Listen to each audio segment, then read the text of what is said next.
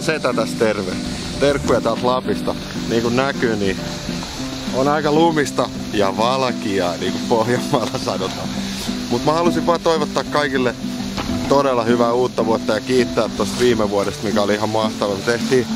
Tehtiin noin 60 keikkaa viime vuoden aikana ja ollut aivan huikea vuosi. Ja kiitoksia vaan kaikille ja ensi vuonna jatketaan samaan malliin. Ei muuta kuin hyvää uutta vuotta nyt ja muistakaa ottaa rauhallisesti, sopivan rauhallisesti. Ja sit, niin kuin mä oon aina keikoillakin sanonut, muistakaa syödä ennen kuin menette nukkuu. No niin, juhlikaa rauhassa. Moi!